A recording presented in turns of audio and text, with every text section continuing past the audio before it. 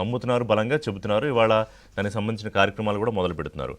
మరోవైపు కాంగ్రెస్ పార్టీ కూడా అంతే సీరియస్గా స్థానిక సంస్థల ఎన్నికల విషయంలో ముఖ్యంగా ఈ 42% బీసీ రిజర్వేషన్ అనేది ప్రధాన ఆయుధంగా చేసుకుని బీజేపీకి కానీ బీఆర్ఎస్ కానీ ఎట్టి పరిస్థితుల్లోనూ అవకాశం ఇవ్వకూడదని ఇవాళ కర్ణాటకలో కూడా ఏదో బీసీల సమావేశం పెట్టుకుంటున్నారు.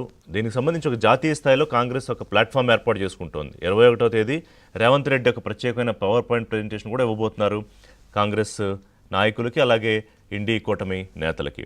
అంటే ఇవాళ ప్రధానమైన ఆయుధంగా తెలంగాణలో ఈ 42% బీసీల రిజర్వేషన్ అనే అంశం మారబోతోందా?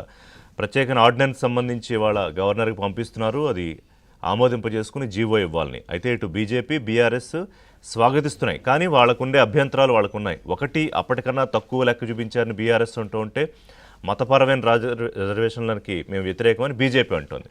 చూడాలి అది ఎలాంటి మలుపులు తిరుగుతుందో. సరే, ఇక నిన్న రేషన్ కార్డుల పంపిణీల కార్యక్రమంలో కొంత ఘాటుగానే పొలిటికల్ విమర్శలు చేశారు తెలంగాణ ముఖ్యమంత్రి రేవంత్ రెడ్డి.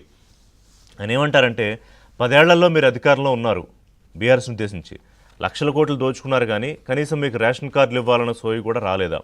ఇవాళ ఇదిగో ఇన్ని లక్షల కార్డులు మేము కరెక్షన్స్ చేసాము, కొత్త కార్డులు ఎన్ని ఇస్తున్నాము అని అనేక అంశాలు ప్రస్తావించారు. ప్రాజెక్టుల విషయం కానివ్వండి, లేకపోతే సన్నబియ్యం ఒక యోగ్యత ఎట్లా కల్పిస్తున్నాము, అంటే మీరు తినే బియ్యం ఎప్పుడు పెట్టాలని ప్రజలకు అనుకోలేదు, మేము ఇస్తున్నాం అని చెప్పి.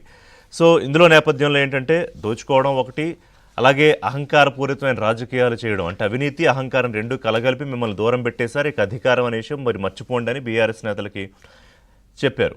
కొంతమంది తెలంగాణ కీలక నాయకులు, బీఆర్ఎస్ నాయకులు, మాజీ మంత్రి వీళ్ళ ఉద్దేశించి కూడా కొంత పొలిటికల్ విమర్శలు చేశారు నీటి ప్రాజెక్టులకు సంబంధించి.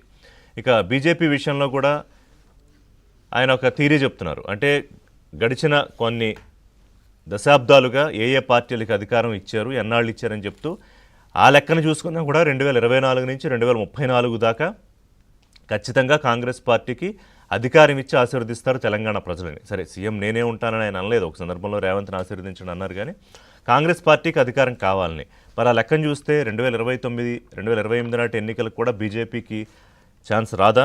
సరే, ఇంకా 2-3 ఏళ్ళు ఉంది, ఎట్లా మారుతాయి రాజకీయాలు అనేది చూడాల్సిన అవసరం కనిపిస్తోంది. ఇక డబుల్ ఇంజన్ సర్కారుకి సంబంధించి స్థానిక ఎన్నికల సంస్థల్లో ఎటువంటి వ్యూహాలు అనుసరించాలి అనేది బీజేపీ ఇప్పటికే ఒక ప్రత్యేక కార్యాచరణ సిద్ధం చేసుకుంది. రామచంద్రరావు అధ్యక్షతన కొంత వేగంగానే పావులు కదుపుతోంది. జిల్లాల పర్యటనలకు కూడా ఆయన వెళ్ళిపోయారు. సరే, ఈ 2 ఏళ్ళు పూర్తి స్థాయిలో పార్టీని, కేడర్ని బలోపేతం చేసుకుని ఎన్నికల నాటికి సరే ఏ నిర్ణయాలు తీసుకుంటారు ఏంటి అనేది బీజేపీ అధిష్టానానికి పక్కా వ్యూహాలు ఉంటాయనుకోండి. ఇక బీఆర్ఎస్ విషయంలో ఒకవైపు ఇంటిపోరు, మరోవైపు ప్రజలు దూరం చేసిన తీరు. కానీ ఎంత కాదనుకున్నా కూడా ప్రధాన ప్రతిపక్షంగా, బలమైన ప్రతిపక్షంగా ఇవాళ బీఆర్ఎస్ ఫైట్ చేస్తోంది. మరి ఆ స్థానంలోకి బీజేపీ వచ్చి ఆక్రమించుకునే అవకాశాన్ని బీఆర్ఎస్ ఇస్తుందా? కాంగ్రెస్ పార్టీ ఏ రకమైన రాజకీయం చేస్తుంది? గతంలో కేసీఆర్ బ్రహ్మాండమైన వ్యూహాత్మక రాజకీయం చేశారు. ఒక టైంలో బీజేపీని ఒకవైపు కాంగ్రెస్ని లేపి, సరే అది ఒకసారి అనుకూలించింది, ఒకసారి వ్యతిరేకించింది. మొన్నటి ఎన్నికల్లో ఘోరంగా దెబ్బతింది బీఆర్ఎస్ పార్టీ. కానీ అంతే వేగంగా పైకి లేస్తామనేది బీఆర్ఎస్ నాయకులు చేస్తున్న కామెంట్స్, లేకపోతే వాళ్ళు ఇస్తున్న ఛాలెంజ్లు. అందరికీ కలిపి దాదాపు 5,000 పైచిలుకున్న స్థానిక సంస్థల ఎన్నికలకు సంబంధించి ప్రజాప్రతినిధులు ఎన్నికలే తీరులో తేలిపోతుంది ఏ పార్టీ బలం ఎంత ఉంది, ప్రజలు ఎవరు కావాలనుకుంటున్నారు ఏంటి అని. అంటే ఏడాదిన్నర అయిందంతే ఎన్నికలయ్యే, అసెంబ్లీ ఎన్నికలయ్యి. ఇంకా 3 ఏళ్ళు ఉంది సమయం, చివరి 6 నెలలు తీసేస్తే ఎన్నికల వ్యూహాలకు సంబంధించి. సో ఇవాళ ఏ పార్టీకి ఆ పార్టీ తెలంగాణ సమాజం మమ్మల్నే కోరుకుంటోంది ఈవేళ ఎన్నికలు పెడితే అని. మరి స్థానిక సంస్థలకు సంబంధించి ఎటువంటి అడ్డంకులు లేకపోతే లీగల్ పరంగా ఈ స్థానిక రిజర్వేషన్లకు సంబంధించి తెలిసిపోతుంది అది కూడా. మరోవైపు ఇందిరమ్మ ఇళ్ళు, రేషన్ కార్డులు, ఈ 6 గ్యారంటీలు, వీటితో పాటు రేవంత్ సర్కారు నిజంగానే ప్రతిపక్షాలకు తాము ఎదిగే ఒక పొలిటికల్ స్కోపు ఇవ్వదా, ఇస్తుందా అనేది కూడా మాట్లాడదాం. ఎందుకంటే ఆయన కొన్ని చెప్తున్నారు ముఖ్యమంత్రి, 1 కోటి మంది మహిళలను కోటీశ్వరులను చేస్తాం, అంబానీతో పోటీ పడే స్థాయికి తీసుకొస్తామని. సరే, అది కొంత అతిశయోక్తిగా అనిపించినా కూడా అంటే వాళ్ళ కమిట్మెంట్ అలా ఉంది అని చెప్పడం ఆయన ఉద్దేశం. ఇంకా రానున్న సంవత్సర కాలంలో మొత్తం 1,00,000 ఉద్యోగాలు భర్తీ చేస్తామని చెప్తున్నారు.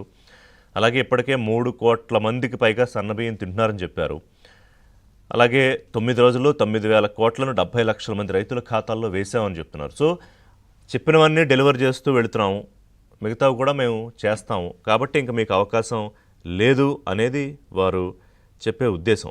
ఒక చిన్న బ్రేక్ తీసుకుంటాను. బ్రేక్ తర్వాత కాంగ్రెస్ పార్టీ, ముఖ్యంగా రేవంత్ రెడ్డి కాన్ఫిడెన్సు, అలాగే బీజేపీ తాను రచిస్తున్న వ్యూహాలు, బీఆర్ఎస్ వ్యూహాత్మకంగా కొన్ని పోరాటాల్లో ముందుకు వస్తుంది, కొన్ని చోట్ల సైలెంట్గా ఉంటుంది. దీనికి సంబంధించి అంటే ఎగ్జాంపుల్ బీసీల విషయంలో ఇవాళ బీజేపీ ఎక్కువగా మాట్లాడుతోంది, బీఆర్ఎస్ కొంత బ్యాక్ సీట్ తీసుకుంది. ఏంటి ఎత్తులు పై ఎత్తులు అనేది ఒక బ్రేక్ తర్వాత మాట్లాడదాం. Stay tuned.